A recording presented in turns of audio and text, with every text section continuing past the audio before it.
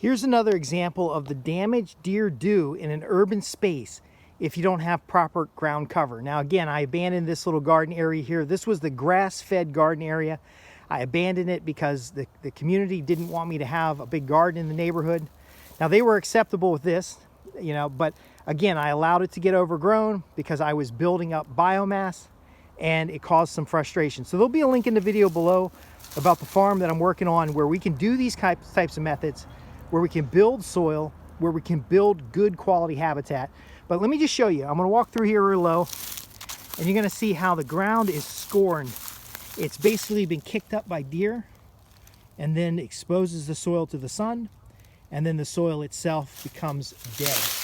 Here is a wildflower bed. Now remember, in past videos there was like a 6 or 7 foot fence around here, electric fence. And I was encouraged by the city to take it down, and some frustration of now my immediate neighbors, by the way, they don't care. The immediate neighbors know what's going on, and they enjoy the flowers when they come up. But again, look at that. That is dead soil that needs cover. It needs a cover crop. It needs biomass on top of it. And it was even oregano. The deer have eaten up the oregano. Of course, I'm going to dig up a lot of this stuff and transplant it because we're working on other projects. But again, look at this. It's just beat all to hell. Now you can start seeing the bees come in because this is, again, is another microclimate on the property where it gets a decent amount of sun during the day. But look at that damage. That damage is deer pressure. So the deer get in there and they stomp on stuff and they walk on things and they start scraping away the biomass in order to get to the roots and the plants and the stuff that was planted here the previous season. And what that does is it exposes the soil.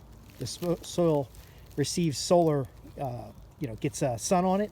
Sun kills off the microbes. Soil starts to die. Now this is the same thing that happens in overgrazing. A lot of urban spaces have so many deer, it's like a concentration of deer, that it causes the same problems as overgrazing. That's why a lot of times these sticks were on the garden beds, so the deer would not get up here and scratch. And so, again, we've got an example here. When stuff goes wrong on your property, when you have issues, when you have setbacks, don't worry about it. Learn the lessons and move on. I've got 2 much larger projects that you see on the podcast that are exhibiting the right way of doing this, and we're doing it in spaces where pretty much if nobody's going to complain because it's considered agriculture. Now here is an estate property. It's a decent sized yard and it's being wasted to lawns. It could be so much more. That's what the original plan was, but again, can't please everybody, so please yourself. And we moved this demonstration center to another location. I'm still moving some components and pieces here and there, but you can see that it's back to the good old boring nothingness. Without the fence, without the cover, the deer have even gone in here and destroyed a lot of the dill and a lot of the fennel. So we'll have to dig that fennel up. They've eaten everything because, again, in urban spaces, deer tend to be more of a pest.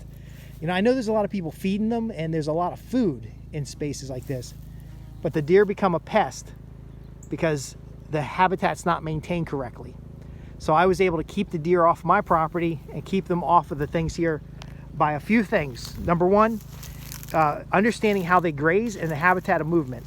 There's a reason I want deer down there by the woods rather than up here in the gardens. And so you create favorable habitat on the edges. That's where deer tend to move. And then you less favorable habitat up here, such as electric fences and such. But also, again, I know that they dig up plants and destroy cover. So this was the grass-fed garden. It had a massive amount of biomass. That makes a huge difference. When you mow matters. Anyway, click the link below, ask your questions. I hear a mower coming along in the background here, so I'm going to wrap this up. But again, this is destruction that could have been prevented. And what we're going to probably end up doing is raking it all out and just putting grass down here, and then let the next people worry about it. Thanks for watching. Justin Hitt from Prosperity Homestead. www.prosperityhomestead.org.